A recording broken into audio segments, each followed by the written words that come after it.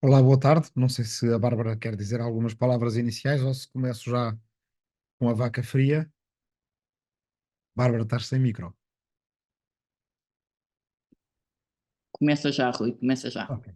Então pronto, não é com a vaca fria, é com o touro quente.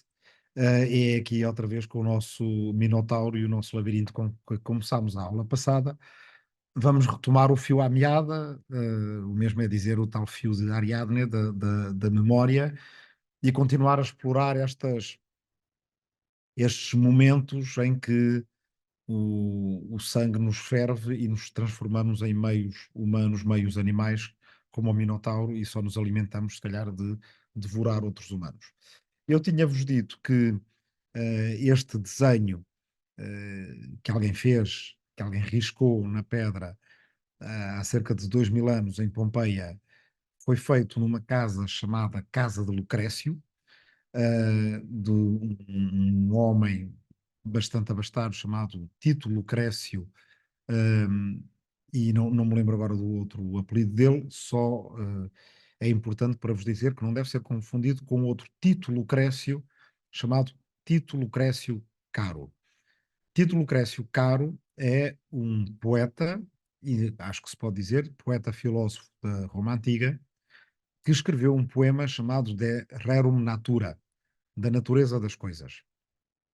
Esse poema é um poema epicurista, ou seja, defende a filosofia de Epicuro, uma filosofia das sensações, mas tem uma particularidade uh, extraordinária, que é a de atacar a religião. E é algo que provavelmente, mesmo na Antiguidade Clássica, tinha um lado quase que chocante. Logo nos seus primeiros versos, o Tito Lucrécio Caro, mais conhecido por Lucrécio, ele assinala crimes que são cometidos em nome da religião e depois, durante o poema, vai descrevendo como é que o universo funciona, como é que as coisas funcionam, como as coisas são. É, aliás, uma das traduções que é dada para o seu título, da natureza das coisas, ou das coisas da natureza, se quiserem, de rerum natura, até ao ponto em que faz uma descrição puramente materialista de como a natureza funciona, com base na tradição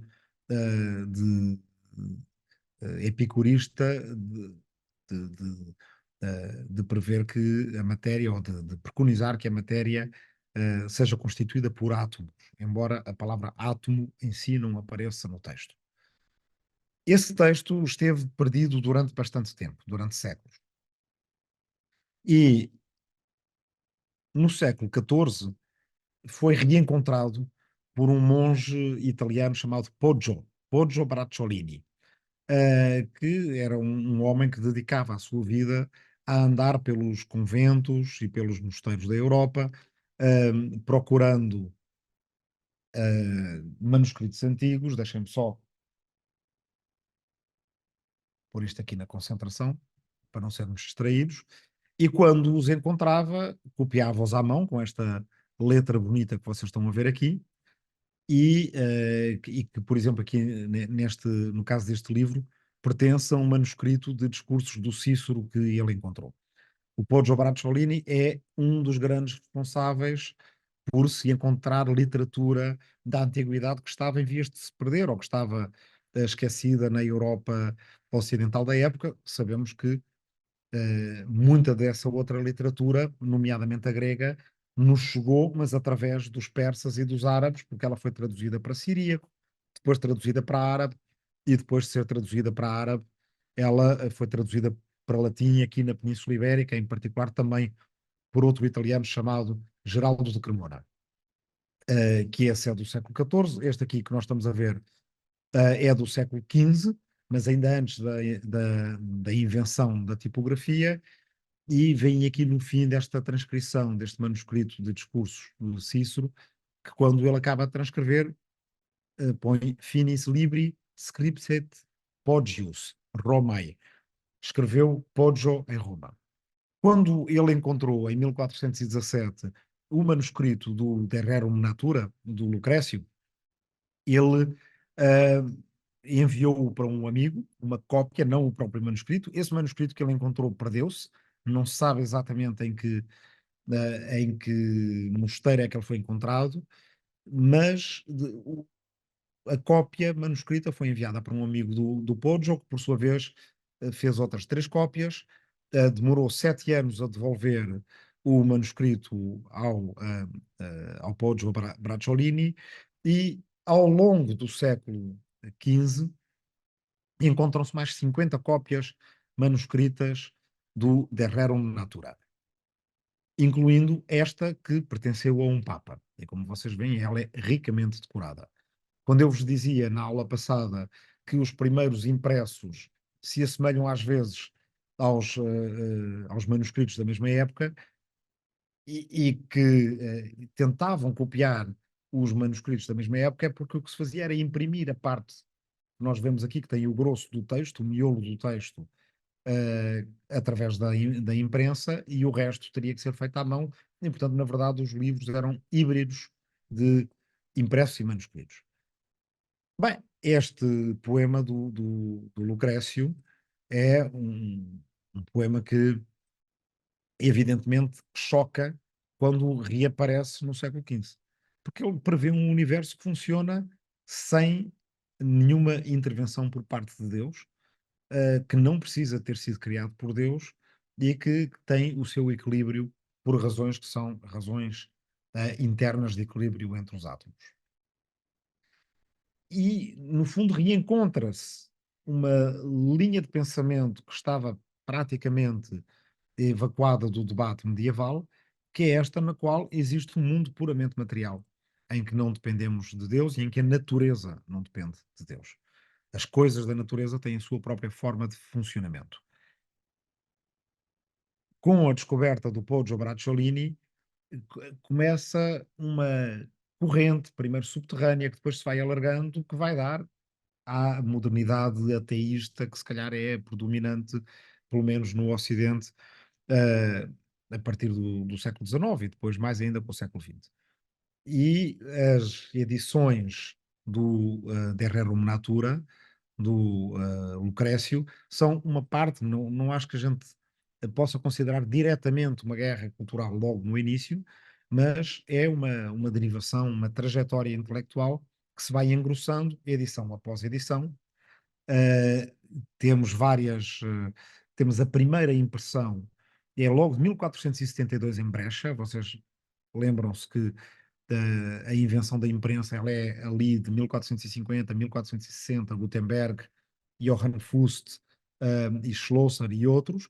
Portanto, uma edição do De Rerum Natura em 1472 é muito cedo, é ainda da época em que se estavam a imprimir principalmente bíblias.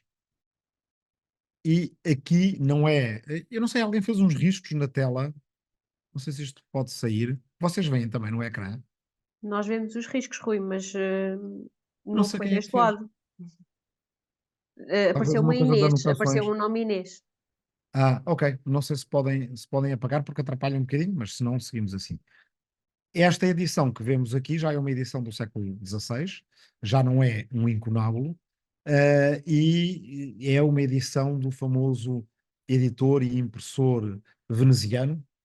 Nesta altura, editor, impressor e livreiro é muitas vezes a mesma profissão, chamado Aldo Manusio, e que tem este tipo de letra que serve para distinguir muito bem daquilo que nós víamos ontem no gótico, por exemplo, das Bíblias do Gutenberg e da tradução da Bíblia do Lutero, que é uma escrita latina.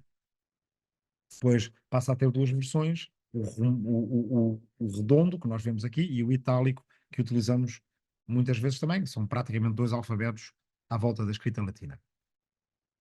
Esta aqui cópia em particular, ou esta edição em particular, é muito interessante porque ela é muito elegante.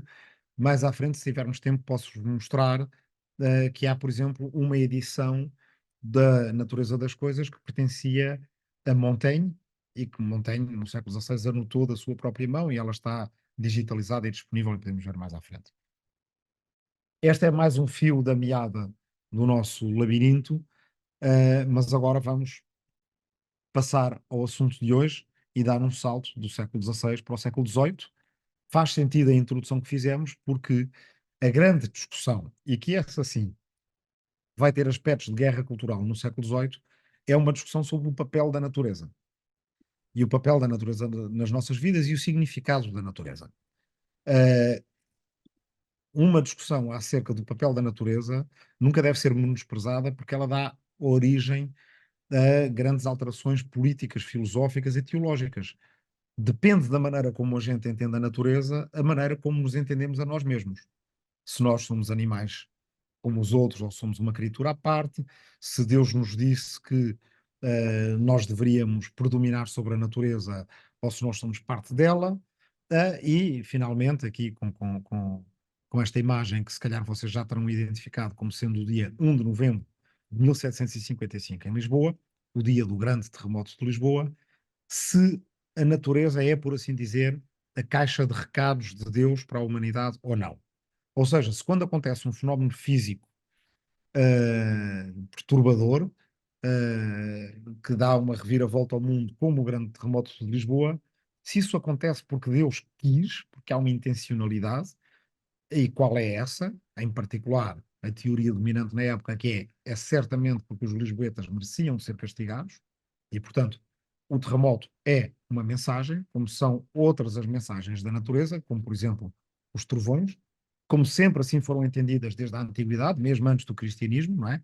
Não se esqueçam que o trovão era o relâmpago, aliás, era o atributo de Zeus, e o trovão é entendido como também sendo a voz de Deus, ou então, se um acontecimento como o terremoto é um mero acontecimento físico, cujas causas nós não sabemos determinar, porque ainda não conhecemos a realidade das placas tectónicas e não percebemos como é que ocorrem os sismos, mas certamente, como diziam os sensores do Marquês de Pombal, e podemos falar disso um bocadinho mais à frente, o terremoto de Lisboa era um evento natural, de causas naturais, naturalmente provocadas. Vocês reparem o esforço a que eles se dão de dizer que não é só que o terremoto é natural, para que não venha alguém dizer, está bem, o terremoto é natural, mas as causas são divinas. Foi Deus que provocou essas causas. Aí eles dizem, não, um evento natural de causas naturais. Uhum. E para o caso de vir alguém dizer, está bem, mas essas causas, por sua vez, são divinas. Não, não, não, não, não, não, não. Um evento natural de causas naturais naturalmente provocadas. Ou seja, é sempre causas naturais por ali abaixo. O que isso quer dizer é que o terremoto não tem uma moralidade em si. Ou, pelo contrário, como dizia o padre Malagrida, um padre italiano que tinha estado muito tempo no Maranhão e que então pregava em Lisboa, não foram nem exalações, nem nenhum outro tipo de razões, nem o ar pestilento, nem nada provocou o terremoto, a não ser, única e exclusivamente, como ele diz, abrir aspas, os nossos intoleráveis pecados. A única razão para este terremoto são os pecados dos lisboetas, e depois é preciso procurar quais são eles. E o Malagrida bem se esforçou, e no seu livro Juízo sobre a Verdadeira Causa do Terremoto, lá encontra, por exemplo, que os jovens vão à missa em Lisboa mais para serem vistos do que para ouvir a missa, e que às vezes vão para namoriscar, porque até bilhetes amatórios, diz ele, enviam durante a missa. Portanto, os moços e as moças de Lisboa enviam bilhetinhos de namorados uns aos outros durante a missa, e Deus precisava de destruir uma cidade como Lisboa por causa disso. Bem, se nós não acreditamos que é essa a razão, se nós achamos que Lisboa foi destruída por um evento natural de causas naturais naturalmente provocadas, se calhar desencadeamos outro tipo de consequências. E esse tipo de consequências é aquilo que vamos falar hoje, e de certa forma dá origem a um acontecimento que vai vitimar uma pessoa nascida 24 horas depois do terremoto de Lisboa. A pessoa é esta senhora que aqui está, Maria Antonieta, famosa, de todos conhecida, que nasceu em Viena 24 horas depois do grande terremoto de Lisboa. Nasceu no dia 2 de novembro de 1755. Faz parte da geração a que nós podemos chamar os filhos do terremoto, que inclui a ela, que inclui o pai fundador dos Estados Unidos da América, Alexander Hamilton, que nasceu fora das colónias britânicas na América, nasceu numa colónia dinamarquesa nas Caraíbas, que foi arrasada por um furacão, e ele escreveu um livro acerca disso, um folheto acerca disso, e com base nesses escritos dele ganhou uma bolsa de estudos para ir estudar para o King's College em Nova York, que é a atual Universidade de Colômbia. Quando chegou lá, jovem de 20 anos, uh, encontrou-se diretamente com um fervor pré-revolucionário nos Estados Unidos da América, no qual ele participou, e acabou a ter um papel de enorme relevo, aliás, segundo alguns autores, se calhar um dos 2 ou 3 mais decisivos na formação dos Estados Unidos da América. É um filho do terremoto. Maximilien Robespierre, que é o líder do terror revolucionário em França, 1792, 93, durante cujo poderio Maria Antonieta foi guilhotinada, é também um filho do terremoto. Há pouco eu falava-vos do trovão. Ora, Robespierre é alguém cujo primeiro ato público, como jovem advogado, com os seus estudos de direito recém-concluídos, na cidade francesa de Arras, vai defender um vizinho da sua cidade que instalou um para-raios na casa e que foi levado a tribunal pelos outros vizinhos da mesma cidade por considerarem que um para-raios é blasfemo. Rui, desculpa interromper. Sim.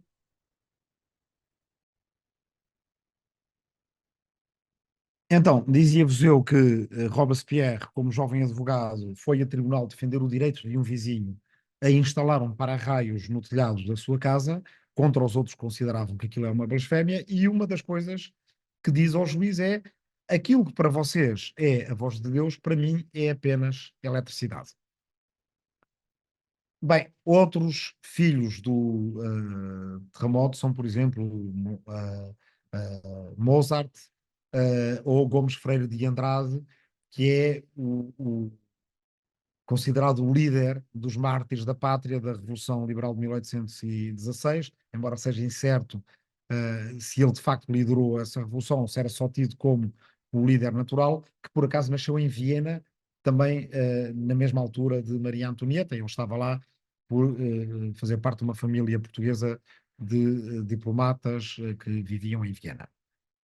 Portanto, estes filhos do terremoto são aqueles que nascem num ambiente cultural no qual muita gente já passou a acreditar que os terremotos não são provocados por Deus. E se calhar, por causa disso, precisamente, dão o passo seguinte, que é: espera lá, se os terremotos e os relâmpagos e outros fenómenos naturais, não se esqueçam já agora, como parênteses, que estes fenómenos naturais têm grande interesse por parte destes revolucionários. Toda a gente, ou muita gente, conhece a história de Benjamin Franklin e o papagaio que ele usa também como para-raios para captar um relâmpago. Se todos estes fenómenos naturais não têm intencionalidade divina, se Deus não manda terremotos para castigar as pessoas, então se calhar Deus também não pôs os reis e as rainhas nos tronos. E dizemos que os reis e as rainhas são reis e rainhas por graça de Deus, mas isso é apenas uma fórmula, não é uma realidade. Se nós tirarmos os reis e as rainhas dos tronos, e se tirarmos, se calhar, a cabeça da rainha dos ombros da rainha, Deus não nos vai castigar por isso. E, portanto, há aqui uma ligação filosófica, se assim quiserem, entre aquilo que acontece em Lisboa em 1755 e aquilo que as pessoas dessa geração, que nascem em 1755, vão depois fazer 20 anos a seguir nos Estados Unidos da América ou em França.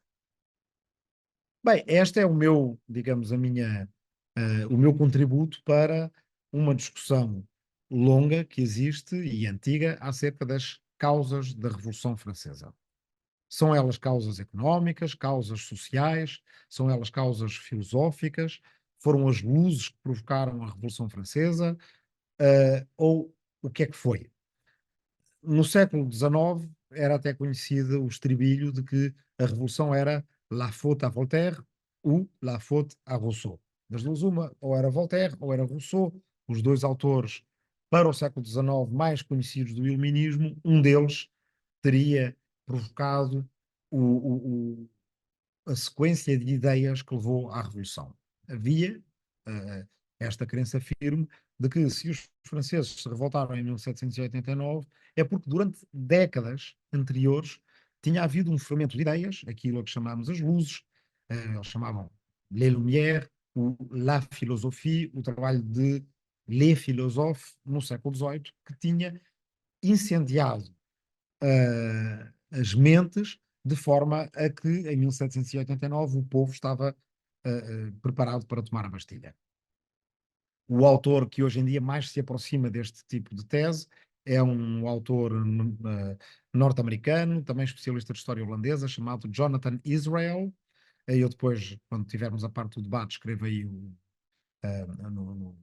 nos comentários o nome dele, que em particular acha que o, o ponto de viragem dessa história das ideias está ainda no século XVII, com o filósofo judeu-português Baruch ou Bento Spinoza. Isto que nós vemos aqui é a capa de um ensaio, um curto ensaio de Immanuel Kant, que de certa forma também está associado ao terremoto de Lisboa, porque ele escreveu um texto sobre o terremoto de Lisboa e é um dos autores famosos que se costuma citar quando se fala de filósofos importantes que escreveram sobre o terremoto de Lisboa. Kant escreveu um livro, um livrinho, um folheto, um opúsculo sobre o terremoto de Lisboa. Simplesmente quando o vamos a ler ficamos um bocadinho desiludidos, porque não é uma daquelas grandes obras de Kant, é simplesmente uma obra na qual ele defende que os terremotos são provocados por gases. A Terra, o planeta Terra, é como qualquer organismo, se acumula gases tem de os expelir e é isso que provoca os terremotos. Não é, digamos assim, o mais elevado do kantianismo, mas este texto, sim, de 1784, que se chama Resposta à pergunta: o que é o iluminismo? Was ist Aufklärung? Trata-se de quase que uma recapitulação, porque Kant está a escrever acerca do iluminismo, está a procurar defini-lo numa altura em que o iluminismo já floresceu, já é predominante entre os letrados da Europa há provavelmente 2 gerações. E com 2 gerações diferentes, com 2 atitudes diferentes antes ou depois do terremoto de Lisboa. A pergunta do Kant, a pergunta, aliás, a que ele responde dizendo que as luzes, o iluminismo ou o esclarecimento, Aufklärung quer dizer isto, a mesma coisa que enlightenment, a iluminação, o esclarecimento, é a saída da humanidade da sua autoimposta, da sua tutela autoimposta. Ou seja, a humanidade vive sob os reis, sob os sacerdotes, sob os seus superiores, como uma criança vive sob os adultos que a tutelam.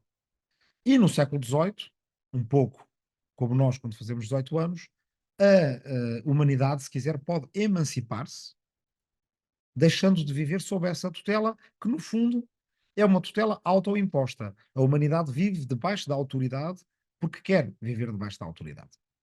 E a maneira de o fazer é uma maneira muito simples. Basta, segundo Kant, obedecer à injunção sapere aude, que aparece aqui em latim. Sapere aude, que aliás, curiosamente, aparece em romanos e não em gótico. Sapere aude quer dizer ousa saber. A única coisa que pode impedir a humanidade de ousar saber, segundo Kant, é ou a preguiça ou a cobardia, ou ambas as coisas. Mas a partir do momento em que se toma esta decisão de, uh, de resistir à preguiça, de resistir à cobardia e de seguir em frente, ousando saber, a humanidade pode libertar-se dessa tutela autoimposta, mesmo que continue a viver numa monarquia bem regulada, e atenção que o Kant aqui não chega a dizer que a Prússia de Frederico era um jugo que seria preciso enxutar, não, pelo contrário, o rei Frederico é o mais iluminado de todos os reis, um pouco como vários filósofos primeiro dizem-nos, duvidem de tudo e a seguir, mas não deixem de obedecer às leis. Aqui Kant diz a mesma coisa, sapere aude, mas não deixe de obedecer ao rei da Prússia, seu superior. Dizia-vos eu que o iluminismo tem no século XVIII 2 fases principais. Uma fase, grosso modo, vai desde as cartas persas de Montesquieu, que é um dos autores mais importantes do século XVIII, por 2 livros, as cartas persas, que basicamente são um divertimento literário, no qual ele imagina Paris e a França, e Versalhes também, vistas pelos olhos dos embaixadores que vieram da Pérsia para, para visitar Luís XIV e que chegaram no ano da morte de Luís XIV, que se não me engano é 1715, e essa embaixada que causou grande espanto na França da época é, de certa forma, a inspiração de Montesquieu para pensar um texto no qual, então, e como é que eles nos veem a nós? Como é que nós podemos imaginar numa obra literária a nossa realidade, mas vista por olhos que vêm de longe? Tal como nós achámos aqueles persas tão bizarros, tão estranhos nos seus turbantes, nas suas sedas, na sua linguagem, nas suas crenças, certamente eles ao chegarem aqui também nos acharam muito bizarros. E o texto é escrito como se um persa olhasse com olhos renovados sobre a França do século XVIII. Este mecanismo literário, a que às vezes chama de estranhamento, é um mecanismo que é muito utilizado na literatura do iluminismo, muito por culpa de Montesquieu, e na literatura em geral. Há uma frase célebre desse livro, na qual uma senhora francesa se vira para o tal protagonista das cartas persas e lhe diz: Ah, monsieur, comment peut-on être persan? Quer dizer, ai senhor, mas como é que se pode ser persa? Ou seja, ser persa é tão distante, tão bizarro, tão inimaginável, que eu não consigo conceber sequer como é que alguém pode ser persa. Bem, da mesma maneira, os persas não conseguem conceber como é que se pode ser francês e católico e por aí afora, e daí vem uma ideia que vai ser perseguida durante o século XVIII com muito vigor pelos censores. Vêm, aliás, duas ideias. Uma que é do chamado indiferentismo. Se calhar esse xiita e muçulmano, quando se nasce persa, tal como quando se nasce francês, é-se católico e cristão. Se calhar é indiferente ser de uma coisa ou de outra, porque isso é apenas, não é uma matéria para verdadeira ou falsa religião, mas para termos nascido num lugar ou termos nascido noutro, e o tolerantismo, de que vamos falar mais à frente, a ideia de que, bem, como uns nascem nesta religião e outros nascem naquela outra religião, o que temos que fazer é tolerar-nos uns aos outros. E chamar a atenção para o facto de que tolerar era um termo que tinha um sentido negativo. No século XVI, no século XVII, tolerar, que vem de tollere, que é o verbo latino para, por exemplo, aguentar a dor, quando temos uma dor de dentes, o que é que a gente faz? A gente tolera aquilo. Como é que estás dessa dor de dentes? Tolera-se relativamente bem. Tolera-se. Não é uma coisa que a gente escolhe fazer, não é uma coisa que a gente gosta de fazer. Este sentido original de tolerar é aguenta-se porque tem que ser.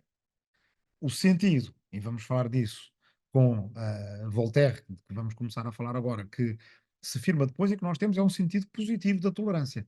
Nós, hoje em dia, apresentamos a tolerância como uma virtude. Não é uma coisa que tem que se fazer porque tem que ser, é uma coisa que se deve fazer porque é boa para nós. Esse sentido, essa basculação de um sentido para o outro, é digamos, decidida no século XVIII e provavelmente não há autor nenhum que seja tão decisivo para essa basculação do que Voltaire, de que temos aqui poemas sobre o desastre de Lisboa e sobre a lei natural, publicados em Genebra. Voltaire vivia entre a França e a Suíça, sempre nos Alpes, de um lado e outro da fronteira. A Suíça, em particular, em Genebra, que era uma cidade calvinista. Tinha meios independentes, não só era um escritor famoso na Europa toda e muito rico pelos seus direitos de autor, mas muito rico mais ainda pelas ações que comprou e por ser um agricultor. Ele já tinha passado a sua juventude como escritor endividado e preso uma vez por se ter metido em problemas. A sua maturidade com a sua amante e mulher da sua vida, Émilie du Châtelet, que era casada com um militar, o senhor do Châtelet, mas os costumes sexuais do século XVIII são muito diferentes dos nossos. Se a gente puder, de vez em quando, ao longo desta hora, vai aqui e acolá partilhando uma fofoca sobre os costumes amorosos do século XVIII para apimentar um bocadinho a coisa. O senhor de Châtelet, de vez em quando, vinha ter ao castelo na Lorena, onde estavam Voltaire e a sua Émilie, que era de seu próprio direito uma grande filósofa, uma cientista, tradutora de Newton para francês, e uma admiradora do filósofo alemão Leibniz, que tenta compatibilizar a fé religiosa com a filosofia e demonstrar filosoficamente que Deus tem um plano para a humanidade.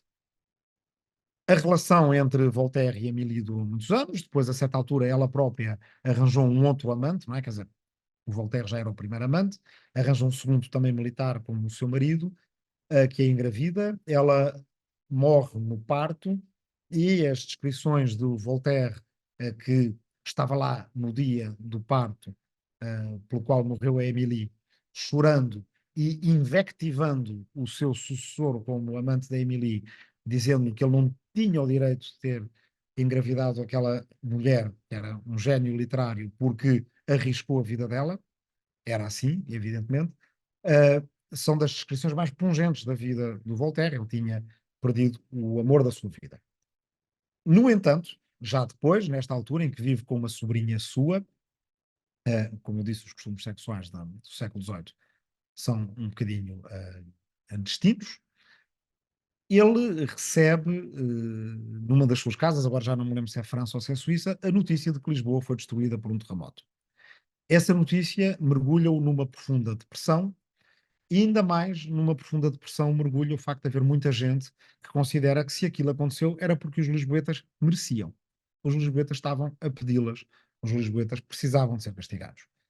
Uh, a ideia de que um terremoto é um castigo divino é tão predominante nesta altura que ela é utilizada como um bordão de linguagem grande parte do tempo, mas também revela algo que era considerado trivial, uma banalidade, uma evidência.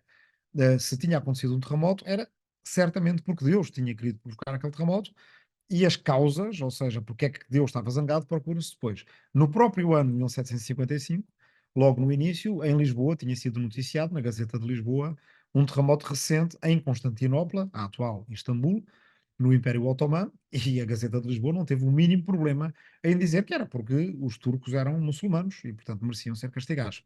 Depois, quando nos acontece a nós, é um bocadinho mais complicado dizer porque é, e alguns têm que achar como desculpa os tais bilhetinhos de namorados entre os moços e as moças de Lisboa. Este poema do Voltaire é um ataque frontal a essa ideia. E com algumas coisas muito simples.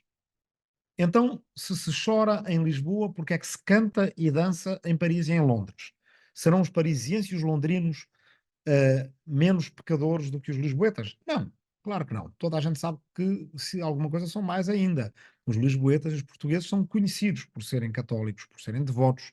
O próprio Voltaire tinha zombado dos portugueses e tinha zombado dos seus reis, em particular Dom João V, descrevendo-o como aquele rei que, quando queria fazer um palácio, fazia um convento, e quando queria arranjar uma amante, arranjava uma freira, de tão católico que era.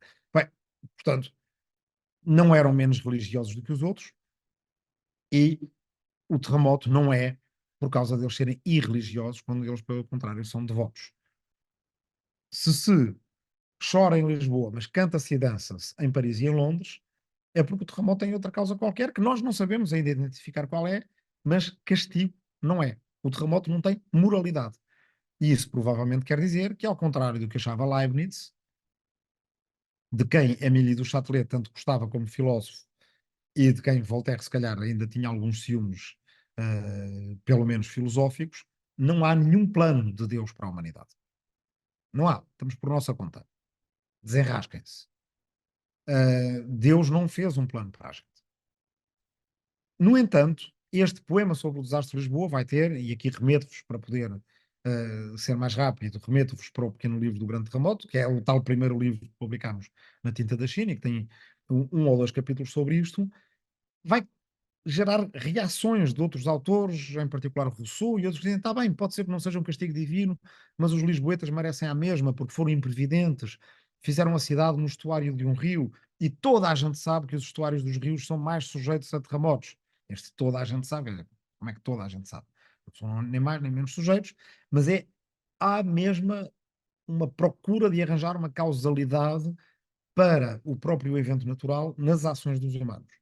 Quando Voltaire diz: não, não há nenhuma causalidade, os lisboetas não provocaram o terremoto de maneira nenhuma, um terremoto caiu-lhes em cima, a moralidade é daqui para a frente, na maneira como se reconstroem, como cuidam uns dos outros, etc. Curiosamente, há uma certa confluência, apesar do pombalismo perseguir e censurar, proibir e até queimar os livros de Voltaire, há uma certa confluência nisto.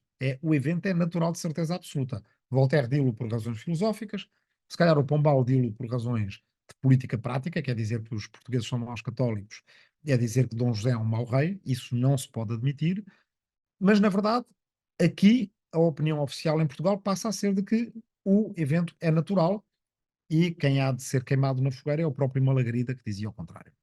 O Voltaire não fica satisfeito com este primeiro embate em torno do terremoto e escreve um segundo livro, Cândido ou o Otimismo, também está publicado na Tinta da China e em várias outras editoras, pronto, não é só para estar a fazer publicidade.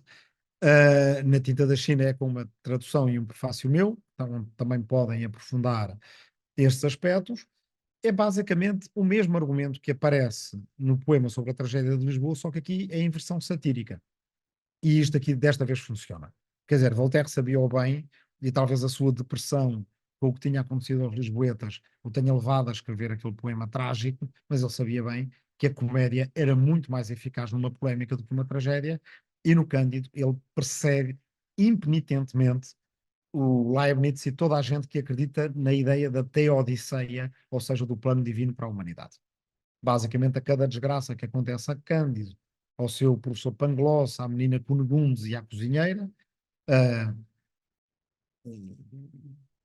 vale a pena ler o livro porque é, além disso, muito divertido. São roubados, espancados, violados, cortam uma nádega à cozinheira, por aí afora, e após isso tudo, o filósofo Pangloss, que é uma caricatura do Leibniz, diz: não, mas tudo vai pelo melhor, no melhor dos mundos possíveis, porque Deus tem um plano para a gente. E o livro é, capítulo após capítulo, uma desmontagem desta ideia, até ao ponto em que o Cândido, no fim, leiam o livro à mesma, mas agora vai aqui um spoiler, já farto daquilo, diz apenas, quando estão todos reunidos na Turquia a cultivar a sua terra, não sei, só sei que é preciso cultivar o nosso jardim. É a única moralidade que se extrai daquilo tudo. Bem, ainda com Voltaire, vamos a um terceiro livro que nos remete para um papel que Voltaire assume, que nós vamos encontrar na próxima aula também com outros intelectuais, que é o do escritor independente, não depende de nenhum mecenas, rico e famoso, que se intromete em questões do seu tempo. E, portanto, nós encontraremos isso com o Zola e o caso de Dreyfus e muitos outros por aí afora. E Voltaire é um bocadinho a imagem arquetípica desse autor. Então, ele, em três casos diferentes, o caso Sirven, o caso Labarre e o caso Calas, ele intervém para corrigir injustiças e escreve livros para chamar a atenção para essas injustiças e para tentar mobilizar a opinião pública contra essas injustiças. São casos que têm todos a ver de uma maneira ou de outra com o catolicismo e o protestantismo em França. No caso Labarre, há um jovem cavaleiro numa cidade francesa que um dia decidiu eh, não cumprimentar, não fazer a sua solenidade perante a passagem de uma procissão, não tirou o chapéu, não fez um sinal de respeito, e toda a gente ficou muito chocada. Quando toda a gente ficou muito chocada, começaram a pensar: espera lá, aquele cruzeiro, aquela cruz de madeira no centro da cidade, ela tem uns riscos, fizeram-lhe uns riscos. Deve ter sido este jovem Labarre que recusou descobrir-se perante a passagem da procissão. Só pode ser ele. Só pode ser aquele malandro que não respeita a procissão e que certamente aqui há umas semanas, quando o cruzeiro apareceu esfacelado, certamente foi ali com algum instrumento e o fez. Mais à frente nesta polémica vem a descobrir-se que o cruzeiro tinha sido danificado pela passagem de um carro de bois e não tinha sido com nenhuma, ah, nenhuma, nenhuma intencionalidade humana. No entanto, o jovem Labarre foi torturado e foi supliciado até à morte. Voltaire entrou nesse caso Labarre, tentou ao máximo reverter a condenação, mas perdeu. O caso Sirven é um caso que aí já mete católicos e protestantes. Uma jovem, eh, de uma família protestante, mas que estava internada num convento católico, morreu afogada num poço e a opinião corrente foi que a sua família é que a tinha mandado ao poço, ou que a tinha afogado, porque preferia matá-la do que admitir que ela vivesse num convento católico. Uh, Também aqui o Voltaire interveio neste caso, que é em boa medida motivado pelo facto de o Édito de Tolerância, o chamado Édito de Nantes, que preconizava a tolerância entre católicos e protestantes na França do século XVII, tinha sido revogado poucos anos, aliás, antes do nascimento de Voltaire, e no século XVIII a nova regra era igual à antiga regra do início das guerras de religião, era que os protestantes deveriam comportar-se como católicos ou então exilar-se, os chamados huguenotes. Terceiro caso é o caso Calas. Numa família de Toulouse, que era composta por mãe, pai, filhas, um irmão que já tinha saído de casa e, detalhe importante, que se tinha convertido ao catolicismo, e um jovem chamado Marc-Antoine, além de um amigo que os tinha vindo visitar para jantar naquele dia. Havia também uma criada católica que estava com a família há muitos anos, e a seguir ao jantar, o jovem Marc-Antoine desce para um quarto da casa e enforca-se. Quando ele é encontrado morto, enforcado, a família fica muito chocada, entra numa grande gritaria, numa grande vozearia, e isso chama a atenção dos vizinhos ao lado, e começa a correr o rumor de que a família também teria enforcado ela própria o Marc-Antoine, porque o Marc-Antoine quereria converter-se ao catolicismo tal como o irmão, e que eles tinham preferido matá-lo, assassiná-lo, do que deixá-lo converter-se ao catolicismo. A história tinha imensos buracos. Uh, a criada católica vivia com eles há muitos anos e não relatava nada daquilo. O outro irmão tinha-se convertido ao catolicismo e não tinha havido problema nenhum. O próprio Marc-Antoine era um homem bastante corpulento e não apresentava sinais de resistência. A roupa dele estava impecável. Várias coisas indicavam que aquilo poderia ser um suicídio. No entanto, o rumor de que a família tinha assassinado um dos seus filhos não se deteve. Eles foram apresentados a tribunal, foram condenados à morte. O pai foi condenado à morte por tortura e empregaram nele vários tipos de tortura. A esperança era que ele, durante a tortura, confessasse que tinham matado o filho. Esticaram-lhe os membros, ele não confessou, puseram-no ao sol, ele não confessou, fizeram-lhe vários tipos de torturas, uh, esmagaram-no na roda e ele até ao fim não confessou e morreu sem confessar. Quando ele morreu sem confessar, algumas pessoas começaram a ter alguma espécie de dúvidas. Se calhar, se ele morreu sem confessar, se calhar há aqui um erro. Não tinham pensado em todos os outros buracos no argumento do caso, mas o facto de ele ter morrido sem confessar e, por exemplo, do amigo também protestante que tinha ido lá à casa e que poderia facilmente safar-se dizendo a culpa é da família, não tem nada a ver comigo, e nunca denunciou, talvez esse caso fosse um erro judiciário e um erro da opinião pública, e é sobre isso que Voltaire escreve este livro que aqui está, o Tratado sobre a Tolerância. É também desta segunda fase de Voltaire, esta fase pós-terremoto do próprio iluminismo, que corresponde a um iluminismo mais pessimista, mas também mais aguerrido em relação a estes casos, e é este livro, mais do que muitos outros, que, pelo menos em França, provoca essa basculação na ideia de tolerância.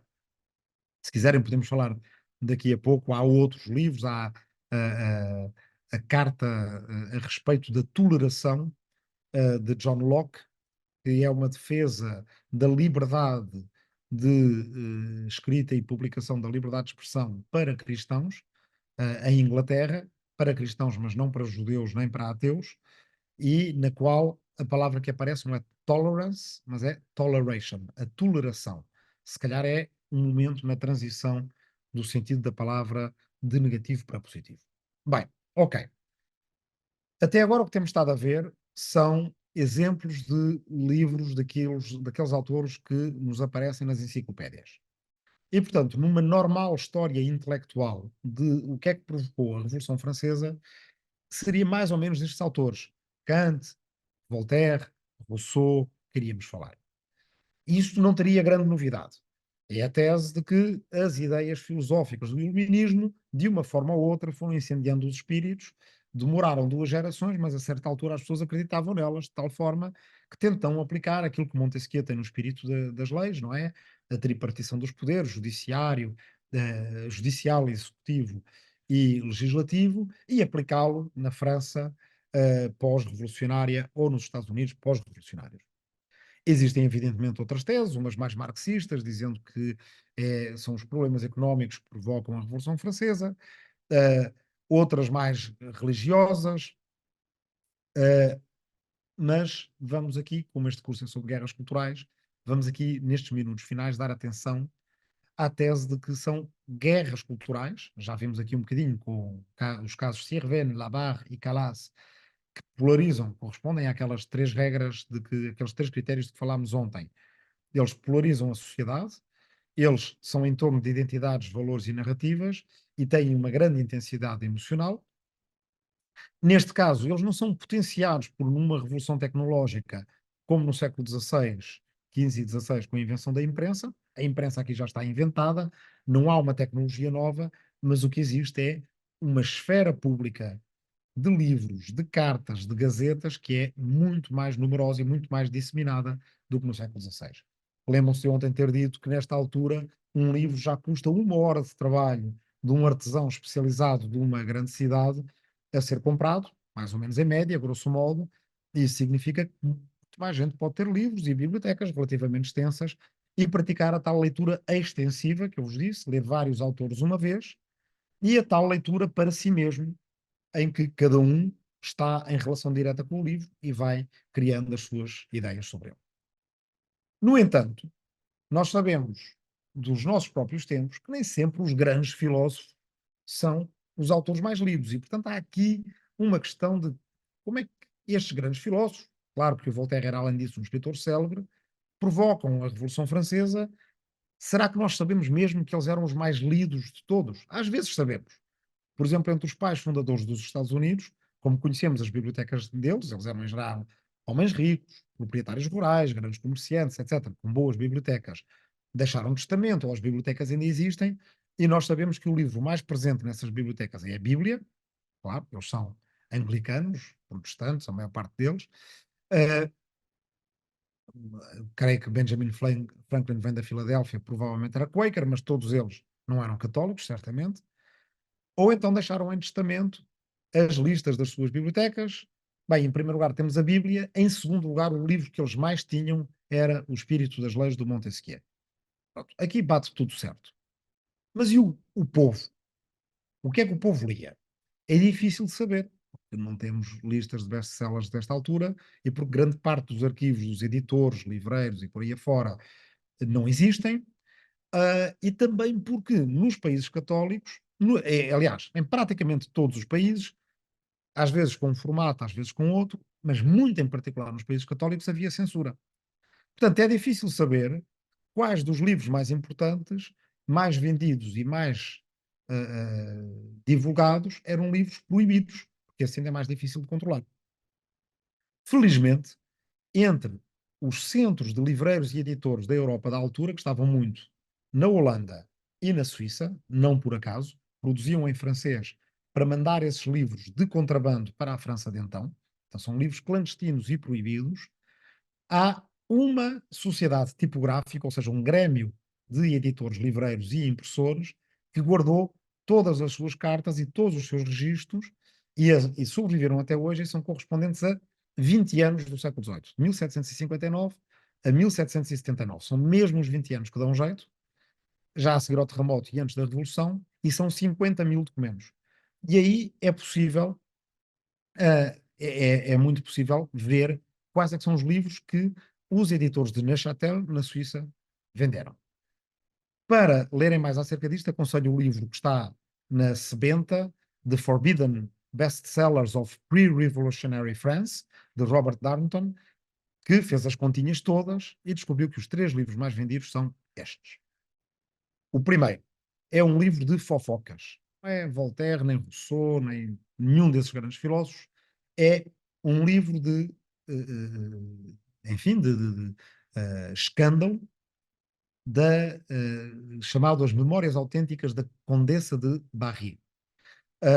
Essa condessa, Madame du Barry, era a amante do rei, e foram publicadas estas memórias, que não são dela, são apócrifas, e que contam histórias que circulavam na corte acerca da relação entre a amante e o rei.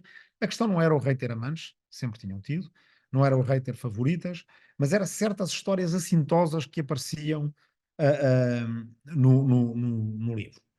Em particular, uma coisa que aparecia era que a amante e o próprio rei, às vezes se referiam ao rei como La France, ou seja, França. Ó França.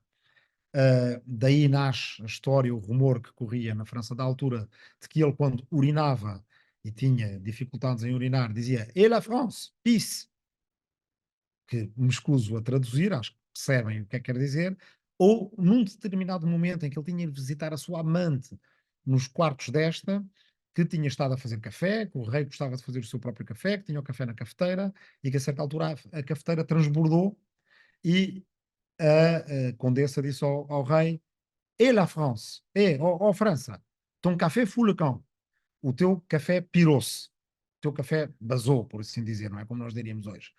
Ton café fout le camp. É uma expressão que se utilizou mais à frente em vários momentos da história da França, de cada vez que as coisas estão a transbordar e os poderes parecem não ter controle sobre elas em França, o que acontece com alguma regularidade. Ok? Este livro vendeu muito. O que é que vendeu muito? Thérèse Philosophe. E aqui vocês podem dizer, um livro de filosofia. Se olharem para aquela capa com aquela senhora nua ali, se aperceberão que não é exatamente um livro de filosofia, que é um livro que tem filosofia e pornografia. E esta é uma combinação que não sei porquê saiu de moda, mas que vendia muito bem no século XVIII, e este é outro dos livros de maior sucesso naquelas décadas antes da Revolução Francesa. E o outro livro que mais vendeu foi este livro chamado O Ano 2440, Rêve s'il en fut jamais, ou seja, Sonho como nunca houve, que é o primeiro livro de antecipação cronológica, não é? Não é exatamente, não podemos chamar de ficção científica, porque não há nada de tecnologia que muda aqui. Ele não, o livro não tem carros que voam, não tem telemóveis, não tem televisões. Tem uma personagem que adormeceu no século XVIII e acordou no século XXV, e essa personagem que acordou no século XXV é uma sociedade transformada do ponto de vista uh, do estatuto, do prestígio, das roupas, da maneira como as pessoas, não todas, os homens, se locomovem na rua e participam no espaço público. Não há nobres, não há padres, não há hierarquias, não há ordens, não há os 3 estados, não há nada disso. O que existe é o rei e os franceses, os súbditos do rei, mas que se comportam como cidadãos, e que falam à vontade na praça pública, têm liberdade de expressão, têm liberdade de imprensa, os homens, as mulheres não participam no espaço público, e têm de tal forma a liberdade de imprensa que acontece uma coisa estranha. Esta é, depois podemos ver com mais detalhe, é a censura a este livro aqui em Portugal, pouco depois, e em que este livro é proibido por causa destas ideias, precisamente. Ora, depois já podemos lê-la com mais detalhe, mas aqui está uma citação. A doutrina deste livro toda é de um deísta extravagante e monarcómaco. Os monarcómacos são os que defendem a morte dos reis, refinado. O objeto principal é declamar contra o governo monárquico, insultando-o de despotismo e julgando todas as suas leis contrárias à razão, etc, etc. Bem, votou uniformemente a Real Mesa Censória, e isto era raro, na altura, que se queimasse este livro. Ok? Curiosamente, o que é engraçado é que o próprio livro não estava tão em desacordo com o censor quanto isso. Aqui é a descrição que o próprio Darnton, no tal livro que está na sebenta, faz do ano 2440. e em que tem um momento desse livro em que o protagonista da história vai visitar a biblioteca do rei, está à espera de encontrar uma biblioteca enorme, se ela já no século XVIII em França era enorme, no século XXV deveria ser maior ainda, e quando ele visita a biblioteca e está à espera de ver essa biblioteca enorme, existe só uma pequena estante com poucos livros. E aí ele pergunta, mas o que é que aconteceu aos livros? E o seu anfitrião do século XXV, que está na biblioteca do rei, diz simplesmente queimámos-los.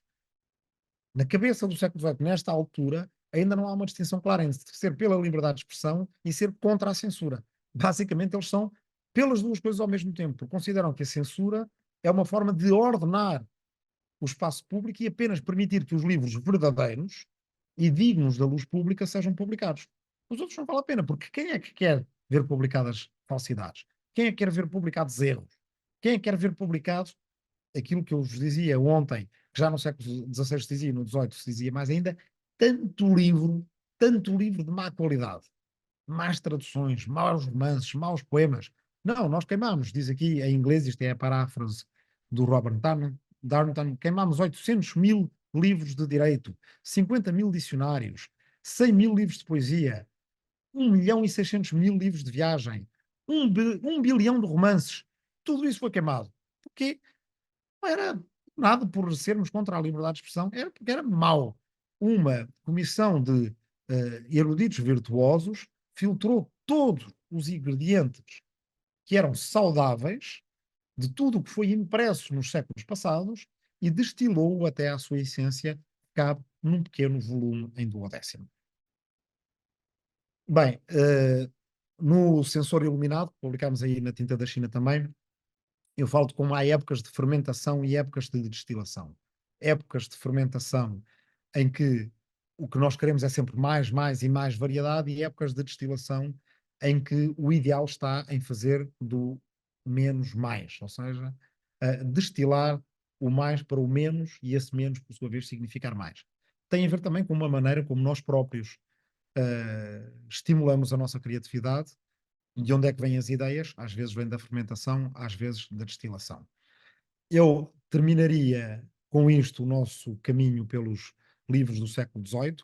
Os tais livros que, de uma maneira ou de outra, vão criar um fermento cultural e social, para além de intelectual e filosófico, que é o que a população de Paris lê nesta altura.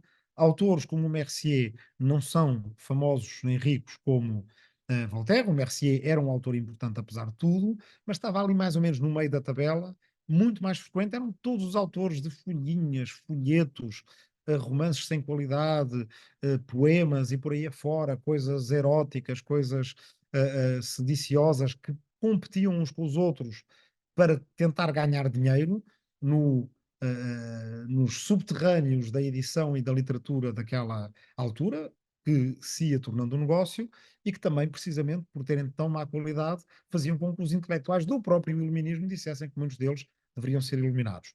Na verdade, segundo Darnton, neste livro, portanto, na sua versão de se os livros provocaram a Revolução Francesa, são as camadas populares alimentadas deste tipo de literatura escandalosa durante bastante tempo, com ideias que passam, com conteúdo que passa dos livros para os rumores de rua, as fofocas, as canções, os espetáculos de pantomima e por aí afora, que criam aquela população que em 1789 se vai revoltar e invadir a Bastilha. Como já estou a falar há bastante tempo e temos 20 minutos para perguntas, queria parar aqui, porque depois nas perguntas, se eu tiver tempo, ainda vos queria fazer aqui uma surpresa. Obrigado, Rui. Quem quiser fazer perguntas, ponha por favor aqui nas reações em baixo, há uma mãozinha, levanta-se a mão eh, e o Rui responderá. Temos o Helder primeiro. Olá, Helder. Tem que ligar o seu som.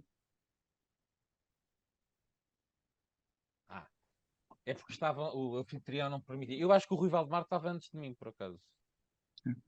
Bom, Mas, é chama assim, peço rápido. desculpa. Muito obrigado, mais uma vez, Rui, muito obrigado.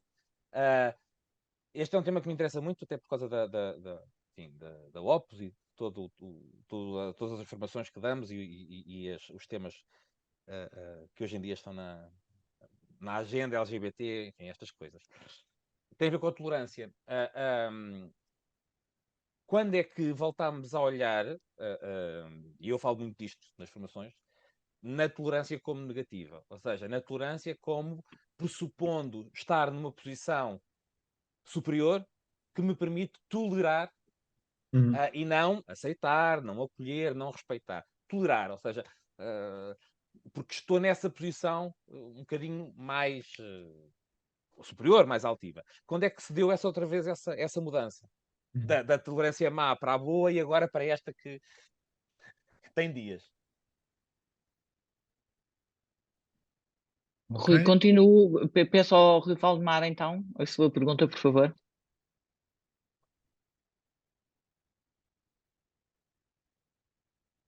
O Rui tem é que ligar. Ok. Eu estava a aguardar que me desativassem o som. Eu gostava que a minha pergunta não fosse gravada, portanto eu posso ficar para o fim. Ok. Então, nesse caso, vou passar para o Gonçalo. Gonçalo, boa tarde. Olá, boa tarde. Obrigado, Rui. A minha pergunta era. Espera, tenho que só tirar isto, senão não me ouço bem. A minha pergunta era: o Rui mencionou que num livro que publicou com a tinta da China, criava uma distinção entre as épocas de fermentação e as de destilação. E o que eu queria perguntar era se, na sua opinião, na época contemporânea, ou seja, com o aparecimento da internet, das redes sociais e sendo mais popular a autoedição, o self-publishing, se, na opinião do Rui, a era atual, a época atual, seria uma de fermentação. Ou se também por haver mais pessoas mais educadas e a ponderar mais livros, tudo o que seja, se seria destilação, porque embora haja mais conteúdo, também há uma tentativa maior de, não há uma verdade absoluta, mas de ir destilando ideias centrais. Pronto. Obrigado. Não sei se Junto mais uma, Rui. pode ser. Tiago, olá, boa tarde. Olá, boa tarde. A minha pergunta é sobre o Rui falou que havia duas manias, como é que eu ia dizer, duas vontades que aconteceram, são más palavras, mas não interessa, entre elas a tolerância e o indiferentismo. A tolerância sobreviveu até hoje, os autores são mais ou menos conhecidos, mas o indiferentismo é giro que não tenha sobrevivido.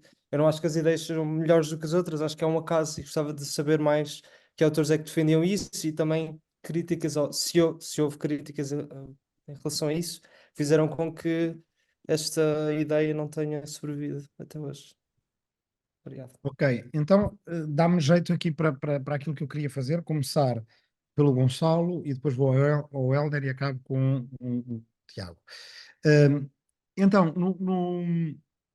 no Sensor Iluminado, que é o livro em que aparece a certa altura uma defesa dessa ideia da destilação e fermentação, embora tenha a impressão que também aparece numa crónica de outro livro, que é para aí do Fiasco do Milénio, penso eu, que é um livro de crónicas que publiquei na Blitz já, acho que há 20 anos.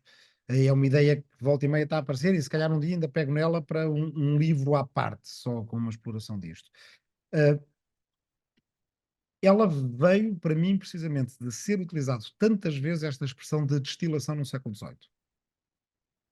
Destilar as melhores leis, destilar os melhores princípios da ciência, ou como aqui, haver muitos livros e destilá-los. Recorrentemente, nos autores do século XVIII, há esta ideia de que o verdadeiro papel do intelectual é distinguir o errado do certo e destilar a essência de uma determinada ideia. E achar, haver uma grande autoconfiança de que isso é possível. Ao passo que o romantismo, que vem a seguir, volta a ser uma época de fermentação, não é? Em que os autores românticos gostam de tudo aquilo que os inspira, mesmo que não sejam só as luzes, não é? Ao contrário do século das luzes, também se gosta da penumbra, também se gosta da escuridão, também se gosta dos vendavais, num monte dos vendavais, como na literatura gótica. Gosta-se de ruínas, gosta-se de tempestades, e, portanto, é uma época de fermentação. A pergunta é se a nossa época é de fermentação ou de destilação. Eu creio que ela é claramente de fermentação ainda, mas que cada uma destas épocas provoca um bocadinho o seu contrário. Isto, evidentemente, é uma ultra simplificação e uma ideia um bocadinho poética acerca de como é que se sucedem estilos artísticos, como é que nós próprios conseguimos obter ideias. Eu aplico-a muitas vezes na prática, não é? O que é a fermentação? A fermentação é às vezes estar com a nossa mesa toda cheia de jornais, revistas, livros, é ter o browser aberto para navegar na internet e estar com aquilo cheio de tabelas e separadores e por aí afora. E depois o que é a destilação? A destilação às vezes é quando o prazo de enviar o texto nos está em cima da cabeça e a gente devia estar a escrever o texto e de repente, não percebemos exatamente porquê, começamos a arrumar a mesa. Eu acho que isto se calhar já vos aconteceu, a mim acontece-me.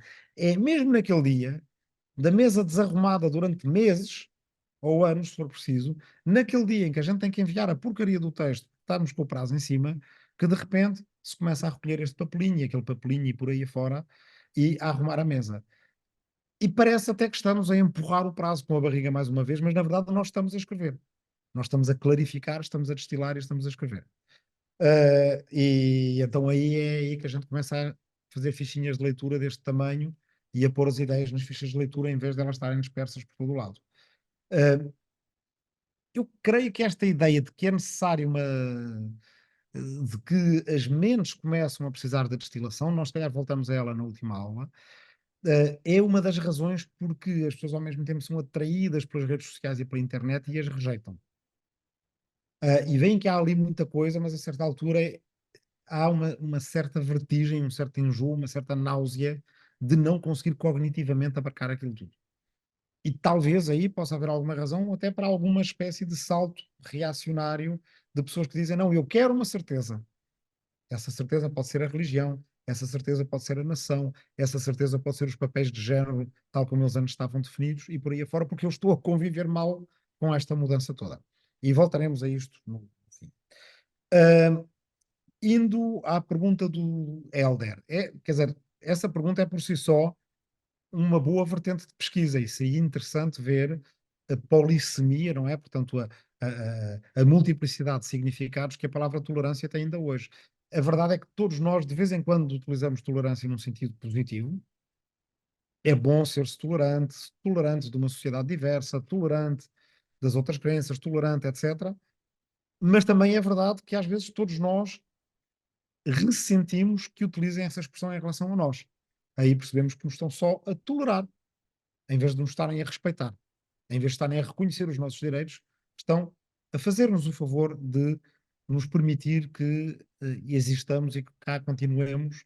Estão a tolerar-nos, ainda não como era entendido no século XVI ou século XVII, como tal como se aguenta uma dor de dentes, mas, enfim, estamos apenas a ser tolerados. Talvez para explorar isto seja importante perceber de onde é que vinha no século XVI e XVII, dos tempos das guerras de religião, a ideia de que a intolerância é que é boa. No fundo, para a gente tentar perceber as nossas próprias ideias, temos que tentar perceber como é que pensar algo de inteiramente diferente e antagónico àquilo que nós pensamos, como é que pode fazer sentido dentro de um determinado quadro mental. Ora, faz sentido no quadro das guerras de religião, quando se está a pensar as coisas em termos de céu e inferno e destino post-mortem das almas, que se eu amo o meu semelhante, o meu irmão, por exemplo, e o meu irmão se vai converter a outra religião e eu quero impedi-lo de ir parar ao inferno, que eu tenho a obrigação de ser intolerante. Isso chega até um determinado ponto em que talvez essa obrigação de ser intolerante é o que me vai levar ao céu. Se eu sou católico e ele é protestante, se ele é protestante e eu sou católico, ou se eu sou de uma das várias seitas de protestantes que se guerreiam entre si. O exemplo mais ilustrativo disto é um exemplo da luta contra os albingenses, os cátaros. O Daniel Melo é que falou deles ontem. em que há um general francês chamado Amaury que chega à muralha de uma cidade e perguntam-lhes, quer dizer, a ideia era massacrar a heresia dos cátaros, ou albigenses. Eu depois já escrevo aí o título de um livro que vale imensa pena ler sobre os cátaros, que nos conta esta história, e perguntam-lhe os soldados, mas meu general, como é que a gente os distingue? Como é que a gente sabe quais é que são bons católicos, bons cristãos romanos e quais é que são os hereges cátaros? Olhem, matem-nos a todos. Deus reconhecerá os seus. E isto é citado não como sendo uma frase de uma enorme frieza e crueldade, como a gente a entende, mas como sendo uma frase de uma grande piedade. Deus vai reconhecer os seus, e os seus vão para o céu, e os outros vão para o inferno. É esta a ideia de que ser intolerante é ser bom. Bem, e podíamos continuar a discutir isto muito tempo. Também temos o paradoxo da tolerância, não é? Do Karl Popper, que aparece aí muitas vezes como meme na internet. Se formos tolerantes com os intolerantes aproveitam-se da nossa tolerância para a destruir. Mas acho que já se viu mais ou menos a ideia. É a altura de passar à terceira pergunta. Isso permite-me fazer a tal surpresa que eu vos queria fazer. O indiferentismo é a ideia de que é ainda mais avançada do que a da. Deixem-me ver se eu consigo pôr isto em ecrã total. Acho que não. Ainda mais avançada do que a do tolerantismo é a ideia de que, então, se calhar, se é persa, se é xiita e muçulmano sendo persa, e se é cristão e católico sendo francês, se calhar é indiferente ser-se uma coisa ou outra. Se calhar aquilo que nós somos tem só a ver com a família e com o lugar em que a gente nasce, e se calhar as superstições deles, que a gente acha que são superstições ridículas, são apenas as crenças deles e as nossas crenças são apenas as nossas superstições ridículas quando vistas pelos olhos deles. Há um livro que talvez mais do que qualquer outro, não é um romance barato, não é uma coisa tipo Thérèse Philosophe, que se vende facilmente nas ruas de Paris, mas é um livro que vendeu muito e que foi um projeto editorial caríssimo, vocês já vão ver porquê, é este que está aqui. Uma história geral das cerimónias, hábitos e costumes religiosos dos povos do mundo. É um livro do século XVIII que é quase uma espécie de tratado de antropologia e uma reportagem religiosa ao longo do mundo, em que os autores mostram, e mostram mesmo, porque não é só com texto, é com gravuras, como é que são as religiões ao longo do mundo. É um livro de interesse antropológico. Ele está na Torre do Tombo, ele está aqui também na Biblioteca da Assembleia da República e creio que na Nacional também. É um livro que foi muito comprado. Ele tinha grande interesse até para bibliotecas conventuais e por aí afora, mas era ao mesmo tempo um livro perigoso. Pela primeira vez temos uma ilustração de como é que era no interior da sinagoga portuguesa de Amsterdão. Aqui nesta sala estão os judeus portugueses nos seus cultos na sinagoga. Aqui está como é que eles atam a filatera à volta do braço e põem o templo de Salomão na cabeça. Aqui está como é uma refeição da Páscoa numa casa de um judeu português de Amsterdão. Aqui está uma procissão das palmas, chez juif português, como diz aqui. E vai por aí afora, aqui um capítulo sobre os inquisidores de Portugal. Aqui é engraçado que Portugal aparece de várias maneiras, primeiro com os judeus, aqui com os inquisidores, um Autos da Fé, imagens da Inquisição Portuguesa, o Autos da Fé na Praça do Comércio, e depois, nos outros volumes, vamos encontrar mais à frente, desde cerimónias muçulmanas, os Quakers, são uma seita, quem estiver interessado neles pode ir assistir, ouvir um episódio do meu podcast Agora e Mais Agora sobre os Quakers, podemos falar deles mais à frente, ou os muçulmanos, aparece aqui uma representação da Kaaba e da Grande Mesquita de Meca, todas as seitas de muçulmanos, os derviches da Turquia, um templo zoroastriano, um cemitério zoroastriano com, se vocês quiserem depois podemos falar disto, um bocadinho, que é os zoroastrianos quando os seus familiares morrem, eles não os enterram para não poluir a terra, portanto eles ficam a crestar ao sol no cimo de uma torre chamada Torre de Silêncio e são comidos pelos abutres. Depois já vos conto uma curiosidade sobre isto. aqui estão mais zoroastrianos e por aí afora. Se vocês quiserem ler sobre este livro, que por si só provocou uma autêntica revolução na maneira como a Europa via as religiões, tem aqui este livro, eu depois já vos posso escrever aí, The Book That Changed Europe, da Lynn Hunt, Margaret Jacob e de um autor holandês, Wijnand Meinhardt, que é precisamente acerca desta história dos rituais e costumes de todo o mundo, que basicamente, quer dizer, fez explodir as cabeças, ou abriu as cabeças, se vocês assim quiserem, dos europeus daquela época. Porque as pessoas pela primeira vez disseram: uau, quer dizer, é assim que os outros fazem. E além disso, este livro faz uma coisa extraordinária, que é põe os rituais religiosos par a par.